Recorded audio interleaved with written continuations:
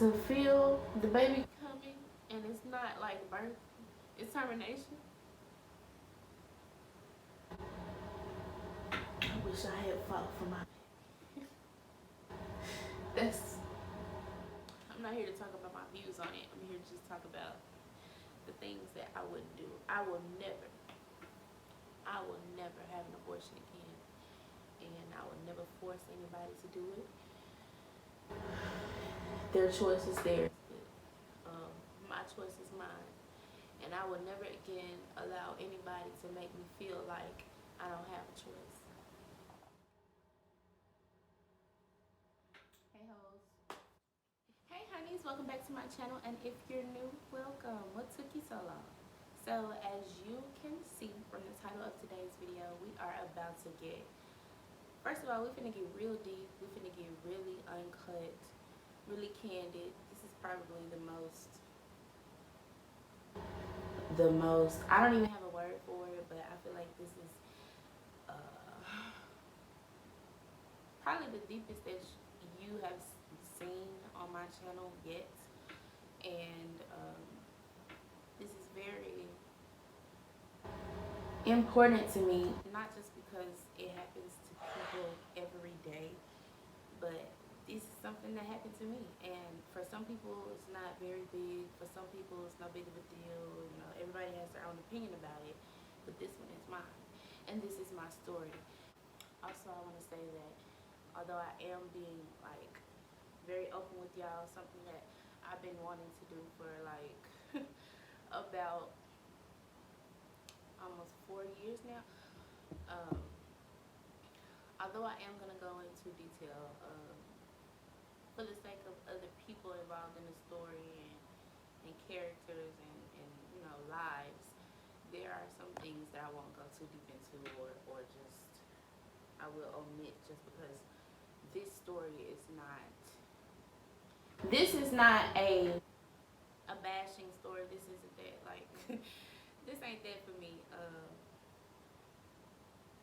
Because one thing I have learned is that at the end of the day, everyone's truth, everyone's perspective, everyone's story is different, because you're you, I'm me, right? We're individuals, we see things different, we think things differently. Like, that's just the way we were created. But anyway, perhaps some of y'all came to this story for that, and this ain't it. And if it is, you can go boo. So of course I have my other phone here because I wrote some notes about things that I definitely don't want to omit, things that I want to say. What else? But other than that, I just decided that today will be the day for me to pick up the camera and just tell it to you straight like that, you know? But yeah, this is really raw. This is uncut. You can tell, I mean, because I came to y'all, I don't even have no makeup on right now. Like, this is how, like, serious and real I want y'all to know it is. Like, you're getting me. You're getting Cedra today. Aside from me as a friend and as a person, as an influencer, as an artist, a friend, you're getting Cedra. Like, you are getting my heart today. Things that are on my heart. It's too early to be crying, but I just feel so free for even like taking the,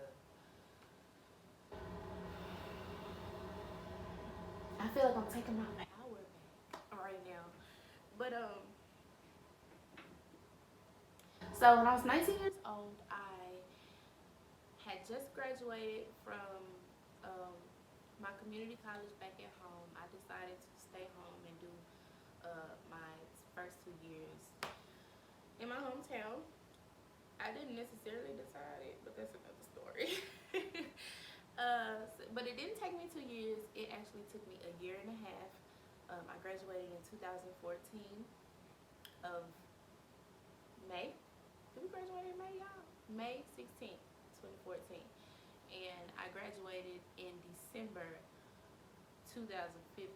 So that's like roughly a year and a half, maybe, give or take. I don't know. I'm not good at math. Anyway, long story short, I graduated 1 week and I was pregnant the next. So I don't know if your girl got too grown, got too hot, and just felt herself long story short, that's what happened. So like I said, graduate one week, pregnant the next. So I already had gone to Texas with it in my mind that, okay, girl, you might be like, you might be. And so I knew that while I was there, I was supposed to be starting my cycle. So I waited and I waited, and I think I was supposed to stay there like for, I don't even remember if I was supposed to stay there for like a week or so, but I ended up staying for a week or so, like maybe 2 weeks. And while I was there, I was supposed to start it, and it never came. So I don't know what it is about pregnancy, but it could make you so in denial. Like, I don't know what for. Like, and I can't even blame it on pregnancy. It's just like, girl, you knew. But it didn't come. And so I took a test while I was there. Like, it was really risky for me to take the test there anyway. So I ain't take no real test, y'all. I got on YouTube and I started looking up natural ways to figure out if you're pregnant or not. Y'all, when I say I did all of them, like, this is no joke. I took the bleach test. I took the toothpaste test. Like, almost every test that was out there to take that could tell you whether or not you was pregnant or tell you what you were having, I took. And according to what YouTube said, they all came back positive, but I was still like just in my mind telling myself like, girl, you ain't pregnant, like, nah, you straight. But coming home early because I knew we had that convention coming up. So that Sunday after church, it just so happened that my mom didn't go to church that day. It was just me and my brother. And I drove my car and we might have even left church early. I don't even remember, but like, church was good. Church is always good. But that day, my mind was not, church was the farthest thing from my mind. Like, I was in the choir stand sitting there like, yeah, so what store am I going to go to after church to pick up this test and to be sure that nobody that I know or that I think I know that know me, my mom and my brother, will see me. Because it's like, oh, you know, it's like a conditioned shame that um, that I was dealing with. Because of course, you know, not the church girl, not the preacher's kid, not the one that sings, you know, at least praise and worship, the one that, you know, gives words of encouragement, the one that people look up to and think she got it all together. Like, those were things that I was facing. And I didn't want anybody to see me doing it. So I went to Walgreens. I waited a while, like, even like for people in the parking lot. Like, I waited until the store was almost empty when I went in, and so I bought the test, and I didn't even want it in the car with me. Like, I took the test in the bathroom in the store. I went and bought it, and I went to take the test in the bathroom, and it was inconclusive. The first one was inconclusive. Did I say that right? And I was like, come on, just quit. Like, okay, God, I get it already. Like, what is it? Let me know something. But me and him already knew what it was. So I was on the phone with my best friend while I took it, and I told her it was inconclusive. And I said, like, when I get home, I'm just wait till Mama doing something, and I'm gonna go in the bathroom and I'm gonna take it again. And that's what I did. I went home, like, I was thinking the whole way there, and my brother was with me, but he didn't know what I was talking about, of course. So I was talking in code, and he probably didn't care. Guys don't care. Like, I ain't gonna say guys don't care, but they minds me on other stuff. I went in the bathroom. I was still on the phone with my best friend. I went, I peed. I peed directly on the stick. It probably had something to do with it being inconclusive too, but I peed on it, y'all, and I'll never forget, like, the minute, like, the stick got wet and the paper got wet, I have never seen a pregnancy result so fast because I didn't use the digital one. It was the one with the lines, of course. Y'all, I didn't need 2 minutes. I did not need the 2 minutes. The line just appeared immediately. And I was just standing there in the bathroom like, oh my God, did you really, Cedra, did you really do that? Like, you sat there and you did that? Ooh, girl. Ooh. Running out. That's how I felt. But, so I'm looking at myself in the mirror. I show my bitch. I'm sitting here and I'm talking. And immediately, like, anybody who's gotten pregnant, aside from being a mother, I don't know, it may not be for everybody, but the minute that you read that stick, it's like a flip, like a switch in you. It flips, like it turns on. And I instantly felt like a mother. As scared as I was, as nervous as I was, I felt like, oh my God, like, whoa, I'm carrying something like very important right now. Wow. A couple days went by and I sat down. I was talking to my mom in the kitchen and we were just talking real casually. And I told her, I said, I need to talk to my pastor.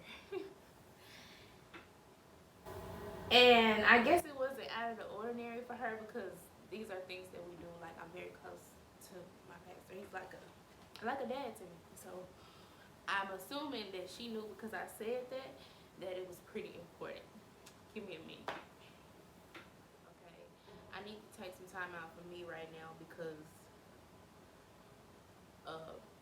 my life is changing. My life has literally already changed. And I didn't want to. It was a certain responsibility that I didn't want anymore as far as people and their view of me and what they expected of me because of that. So I wanted to tell them, like, I'm gonna need a minute. I need a break because, like, this is real. Long story short, the conversation never happened. Mama just felt like certain things should stay within the family. When I needed to talk to people the most or them the most, I should have followed my heart. I should have followed my mind because I probably wouldn't be sitting here.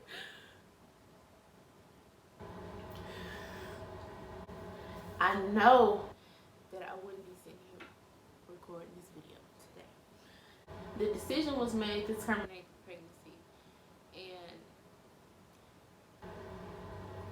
at that time in my life,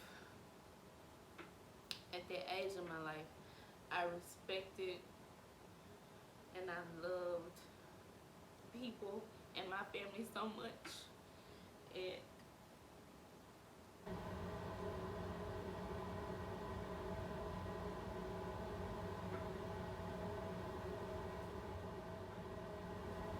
And I knew that I had already disappointed so many people,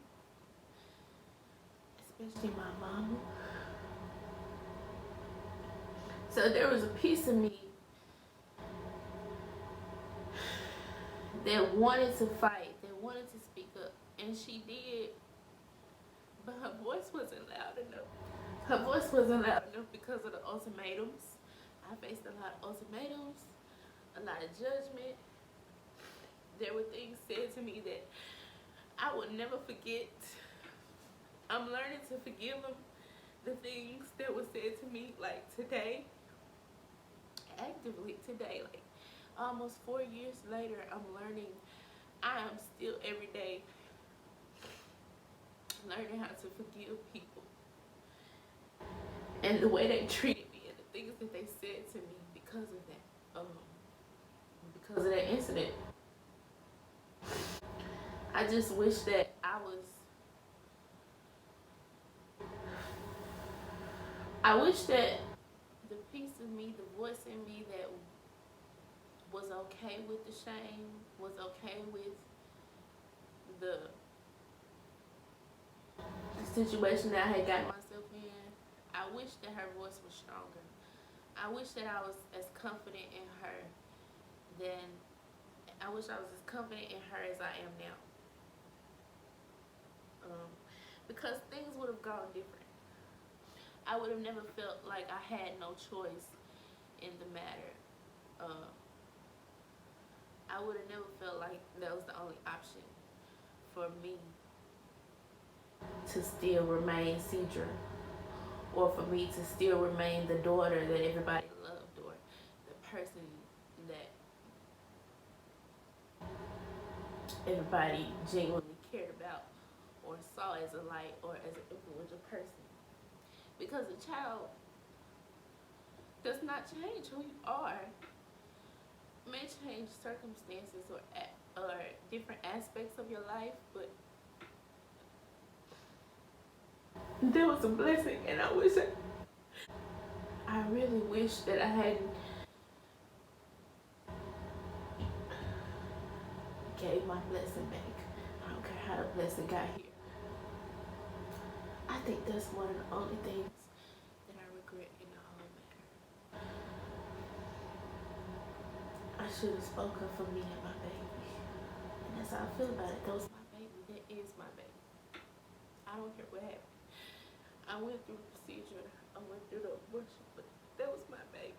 And I would be lying to you if I told you that I don't think about it every day. I don't think about, what could have been, or how amazing the child would have been, how smart, if the baby would have looked like me or her dad, who's another story. I think about that every day, like, doesn't change. So anyway, that was the hardest summer of my life. And I'll never forget it. I feel like it's made me who I am today, the good and the bad. Which leads me to the main purpose of today's video.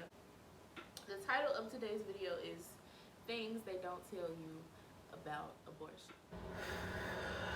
Like I said again, I can only tell you this based on my own experience, based on the things that I had to live through and see. So I just believe that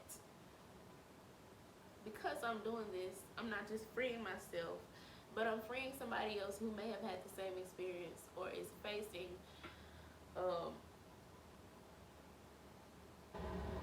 something like this, And I just want to tell you that in those quiet hours when it's just you and your thoughts and nobody's there to tell you it's okay or to tell you it ain't okay, when you're by yourself in your thoughts, you're still not by yourself. You're not alone. I'm standing with you. People are standing with you and lifting you up even when you don't know it. So just keep going and be encouraged and make the decision that is best for you, the decision that you feel is right. The first thing I want to address is the fact that, number one, your body changes. And of course that sounds so cliche because of course after a baby your body changes too, but after having a termination for pregnancy, your body changes. I don't care what nobody tell you, talking about it's gonna be okay or this, that, and the other. No, it changes. Whether it's physically, external or internal, you change. And I got my notes here, y'all. I wrote a lot of, I know y'all can't see that, but my body changed. And it took about 3 months for me to even feel like myself again after the procedure. I returned to school, but as far as my menstrual cycle and stuff like that. I waited 3 months for her to come back, and I was so afraid that she wouldn't. And excuse me, and I was instantly regretting, you know, even allowing myself to let the decision be made, because I was like, okay, well, I felt like in that moment, in those 3 months, I was just like, wow, like, really? I think almost every girl imagines being a mom, and in just the instant of a bad decision, I feel like it was being taken from me twice. So I felt like I was being punished a little bit, and even now, I feel like, and of course, people will say, "No, God won't punish you." I get that, but in my transparent self, in this transparent moment, I feel like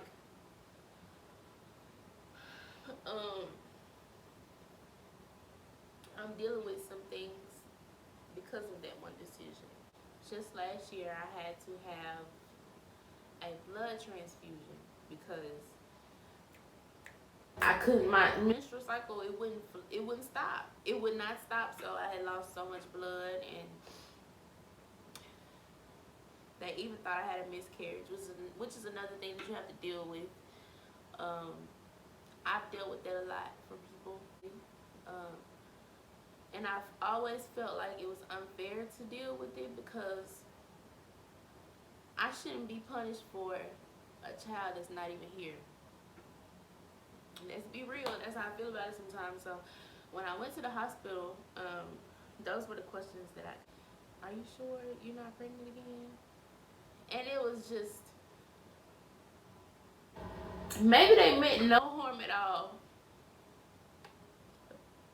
but to know that people think of you a certain way, or they look at you based on your mistakes, or they ask certain questions based on what you once did, it don't really feel good.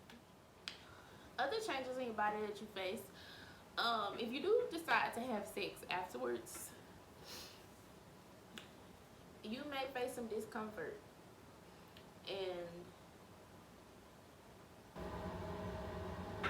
you know, you may face some discomfort. You may not even have pleasure, or like me, you might be frightened to ever have sex again just because you don't want to get pregnant again. But it just felt so weird for those things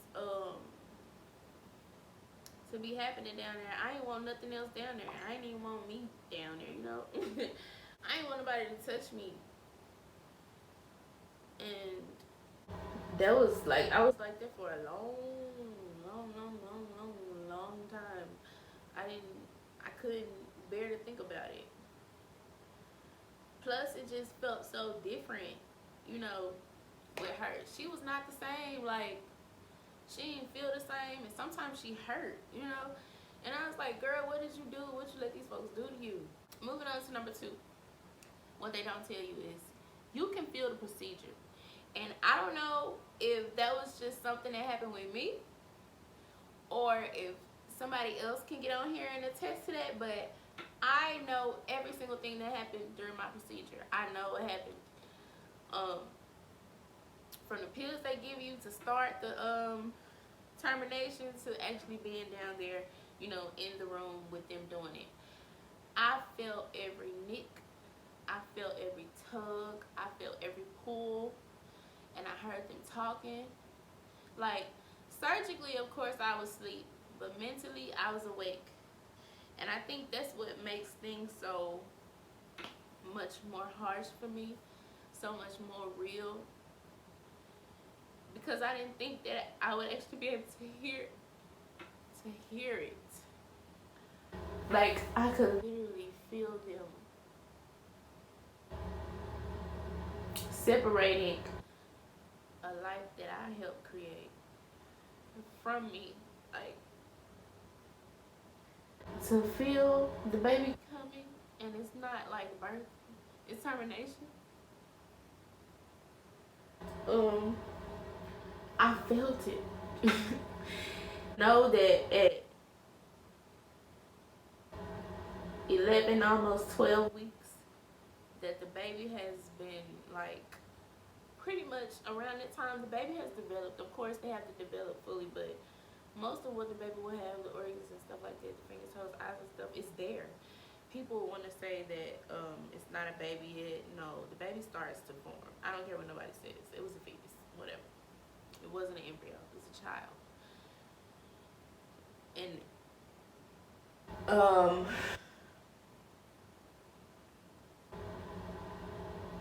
And I felt it. I felt myself letting them do that. And that kind of ties into my next point, my last point. You may struggle with resentment. You may struggle with the what ifs.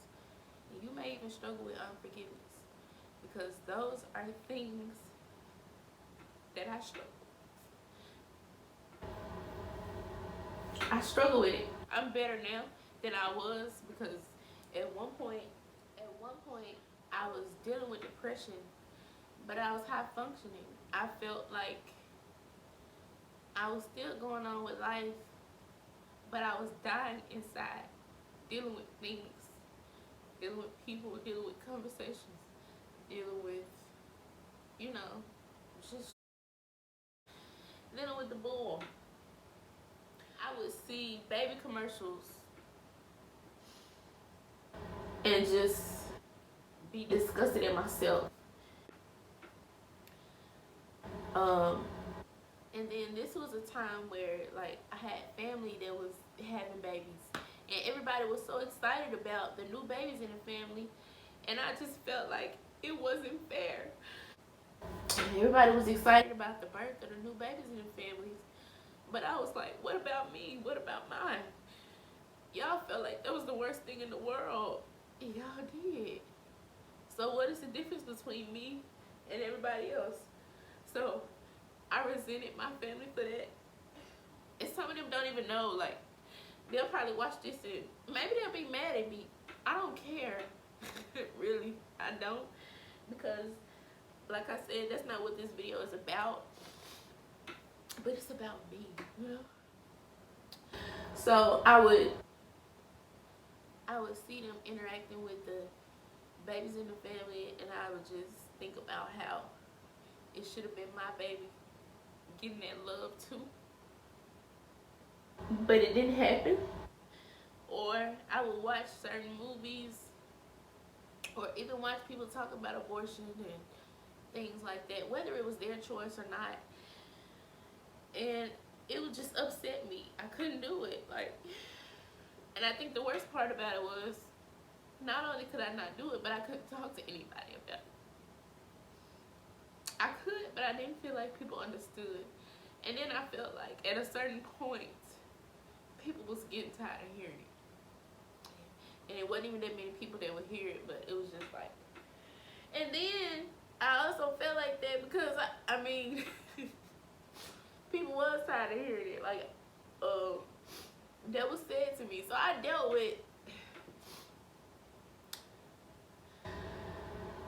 with a lot. But I only dealt with it in here, in my mind. And because I suppressed it, because I felt like people didn't care enough to see me, to see my hurt. Like, I was literally down on the inside and didn't nobody know it.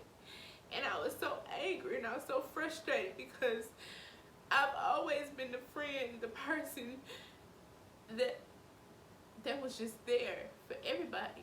Whether that be physically, mentally, emotionally, financially, I've always made myself available. And so when it was my turn, I didn't really have nobody, you know? It was just me. Because I couldn't understand why, for the life of me, why I had to go through it. I understand the sex part. And if you have sex, there's a chance that you'll get pregnant, protection or no protection. So I understood that part. But everything that I went through during and after the arguments, the fights, the losing relationships, the depression, the what ifs, all of that, I never thought that I deserved any of it. And I felt by myself. I had never imagined that the dynamic of certain relationships would change just because of that one mistake. It just made me, I feel like in a way it made me grow up. In a way it broke me. In some ways it made me stronger. And I'm still dealing with it today. But the main point that I want to make out of it is that every emotion that I felt, every relationship that I lost, or maybe even later regained, it was necessary for this moment here, for me to be able to sit here and encourage somebody else, and to be so personal and let y'all in on something that, you know, that serious to me, that personal to me. It's worth it for that. Although I regret it and I wish I could go back and never have had the abortion, I feel like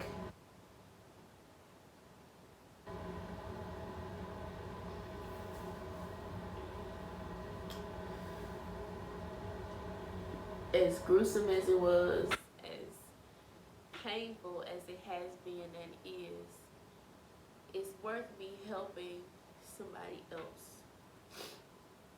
It's worth me telling you that you're not by yourself. It's worth me telling you that if you just find just a little ounce of strength in you to keep breathing, to keep moving, to keep believing that despite your mistake, despite your choices, you are important, you still matter, your light still shines bright, and although your choices are a part of you, they don't define you. You can overcome this. Whether you've made the decision to do it or not, you're going to get through it. And I love you, and I support you in whatever that decision may be. I know, I also felt like it was necessary to get on here and talk about this because of everything going on with the law and stuff like this, with pro-choice and whatever. I'm not here to talk about my views on it. I'm here to just talk about the things that I wouldn't do. I will never have an abortion again, and I will never force anybody to do it. Their choice is theirs, but my choice is mine, and I will never again allow anybody to make me feel like I don't have a choice, or that one option is the only option. That's not fair. It was wrong, but I'm here. I made it, and I'm gonna be okay. You know, you will have to face you face the raw you with all of that.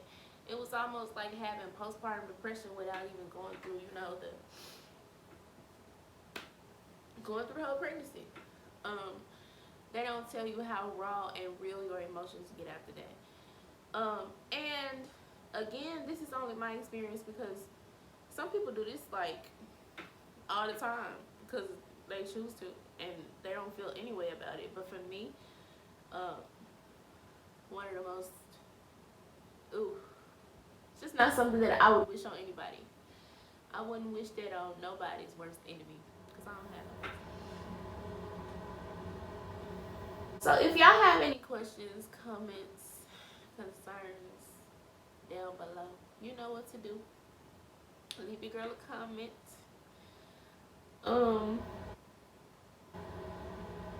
If you're still here at this point, drop an angel emoji, the baby angel emoji, and a heart. And let me know you rocking with C. If you enjoyed this video in any way, don't forget to give me a thumbs up. Tell somebody. Let them know what's going on over here with itscedracee. I love y'all so much. I pray that this touches somebody and that you are okay. And I just want you to know that you need to do what's necessary for you to heal. You need to do what's necessary for you to be a better you.